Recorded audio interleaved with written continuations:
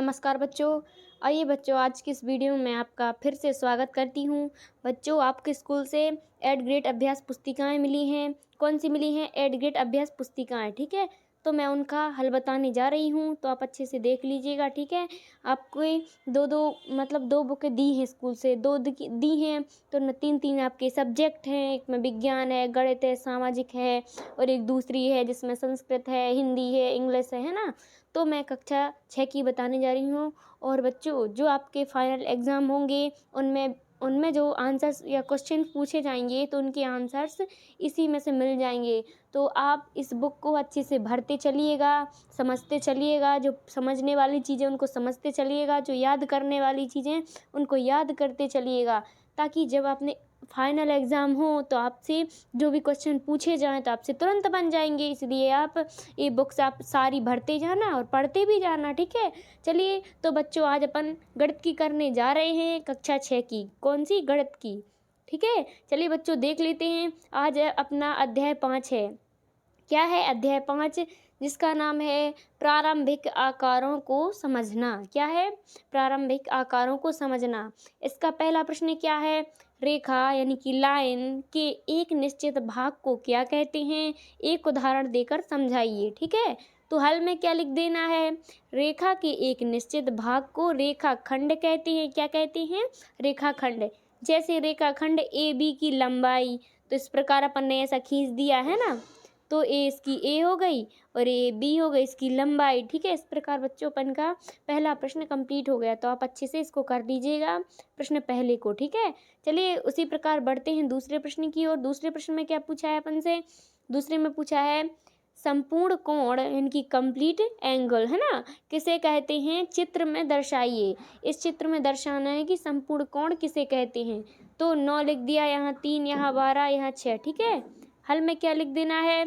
एक ही दिशा में 4 समकोण घूमने पर एक चक्कर पूरा होता है, इसे संपूर्ण कोण कहते हैं। ठीक है, चारों दिशाओं में घूमता है तो एक संपूर्ण कोण उसे कहते हैं। ठीक है, एक चक्कर पूरा करता है और चारों तरफ घूमता है, जैसे कि क्लॉक अपनी घड़ी। ठीक है, इस प्रकार अपन का दूसरा क्वेश्चन कंप्लीट हुआ बच्चों। तीसरा देख लेते हैं। तीसरे में क्या पूछा है?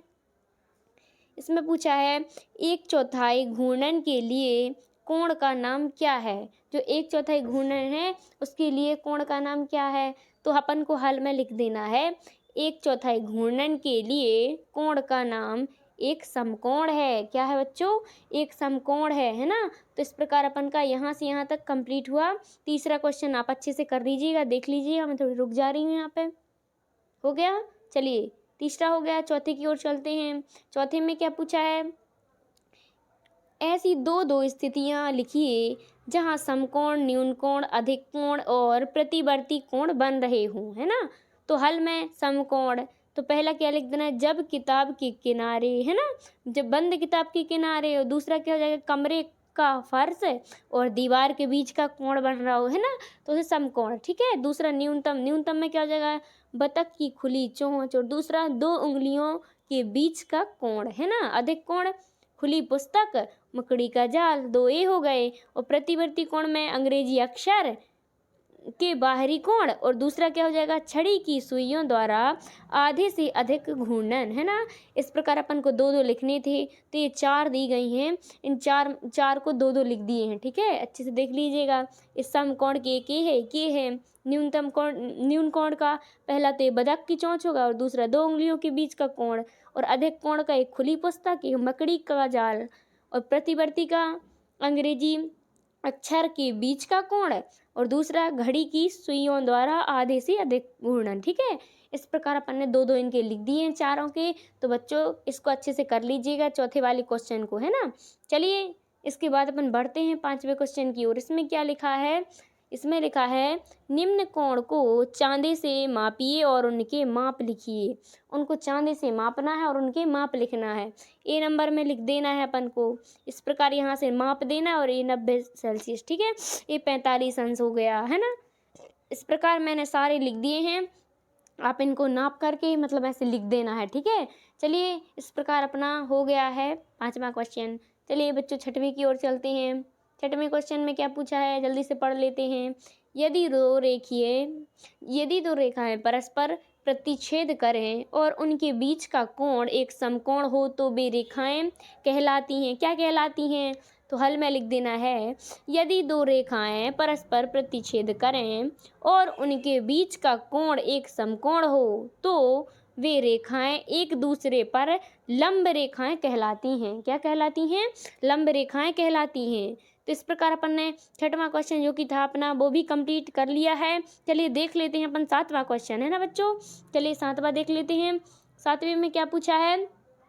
एक रेखा पर बिंदु ए बी और सी इस प्रकार स्थित हैं कि A B 5 centimetre, B C 3 centimetre और ए सी बराबर 8 सेंटीमीटर हैं। इनमें से कौन सा बिंदु अन्य दोनों बिंदुओं के बीच स्थित है? तो हल में लिखना है, चूंकि ए बी बराबर 5 सेंटीमीटर, बी सी बराबर 3 सेंटीमीटर तथा ए सी बराबर 8 सेंटीमीटर, इसलिए A B plus B C बराबर 5 धन 3 बराबर 8 सेंटीमीटर, है ना। तो इस प्रकार आपको ये खींच देना है, यहाँ पे बी लिख देना है, यहाँ 5 सेंटीमीटर, ए यहाँ सी कर देना है 3 सेंटीमीटर, ठीक है, ऊपर 8 सेंटीमीटर लिख देना है। फिर नीचे लिखना है, इस बिंदु ए बी और सी के बीच में है, ठीक है, इसलिए बिंदु क्या है? बी ए और सी के बीच में है। चलिए इस प्रकार आपको सातवां क्वेश्चन कर लेना है। चलिए बढ़ते हैं आठवें क्वेश्चन की ओर। आठवें क्वेश्चन में क्या पूछा है? निम्न के चित्र खींचिए। एक समद्विबाहु न्यूनतम कोण त्रिभुज। तो पहला ए में लिखना है हल, विषम बाहु न्यूनतम कोण त्रिभुज, ठीक है। इसका एक कोण अपन को ऐसे बना देना है 3 सेंटीमीटर, यहाँ पे ए लिख देना है, सी लिख देना है, यहाँ बी लिख देना है। 3 सेंटीमीटर, 2 सेंटीमीटर, 2.5 सेंटीमीटर। इस प्रकार अपन का ए नंबर का न्यून कोण त्रिभुज है, ठीक है। इस प्रकार अपन को बना देना है यहाँ पे। और बी नंबर में क्या है? एक अधिक कोण समद्विबाहु त्रिभुज। तो बी नंबर में एक अधिक कोण समद्विबाहु त्रिभुज ऐसा बना देना है ना, दिख रहा है आपको। फिर 6 सेंटीमीटर लिख देना है, 4 सेंटीमीटर, 4 सेंटीमीटर, ये इसका नाम ए दे देना है, इसका सी नाम दे देना है, इसका वी नाम दे देना है, ठीक है बच्चों। इस प्रकार दूसरा भी हो गया। तीसरा सी में क्या पूछा है? एक विषमबाहु त्रिभुज समकोण त्रिभुज, ठीक है। तो क्या एक विषमबाहु त्रिभुज समकोण त्रिभुज का कोण कैसे खींचना है? चलिए इसका चित्र ऐसे बना देना है आपको, सीधा, फिर ऐसा, फिर ऐसा। इसका ए नाम दे देना है, इसका वी दे देना, इसका सी, यहाँ पे 5 सेंटीमीटर कर देना है, यहाँ पे 4 सेंटीमीटर, यहाँ पे 3 सेंटीमीटर, ठीक है।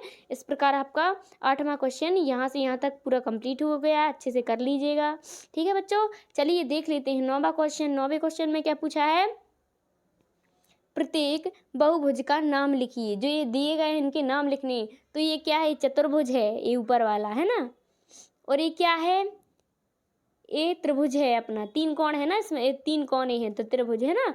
ये पंचभुज, यहाँ पे 1 2 3 4, एक नीचे आ गया तो पंचभुज है ना। यह षष्ठभुज, 1 2 3 4 5 6, है ना। चलिए इस प्रकार बच्चों अपन का नौवां क्वेश्चन जो कि था वो कंप्लीट हो गया है। इसी प्रकार देख लेते हैं 10वां अपन जल्दी से, है ना। 10वें क्वेश्चन में क्या है? घड़ी पर सुइयों की स्थिति निम्न प्रकार बनाकर कोणों की जांच आर ए ट्रेस्टर द्वारा कीजिए। पहला ए नंबर का 12 से 2 तक जाना। तो उत्तर क्या हो जाएगा? 12 से 2 तक जाना समकोण से कम, है ना, ऋण एक समकोण से कम। और 6 से 7 तक जाना, फिर 6 से 7 तक जाना ऋण एक समकोण से कम, है ना। फिर सी नंबर का 2 से 5 तक जाना, 2 से 5 तक जाना, फिर ऐसा करके एक थी समकोण से कम, ठीक है। फिर यहाँ पर 4 से 8 तक जाना, फिर 4 से 8 तक जाना ऋण ऐसा करके ऐसा एक, ठीक है, समकोण से अधिक बच्चों, ठीक है। इस प्रकार अपन का 10वां क्वेश्चन था वो भी कंप्लीट हो गया है। मैंने ये सारे आंसर्स करा दिए हैं, तो आप अच्छे से इनको कर लीजिएगा, लिख लीजिएगा, ठीक है, पढ़ लीजिएगा। और मिलते हैं नेक्स्ट वीडियो में, तब तक के लिए थैंक यू, धन्यवाद।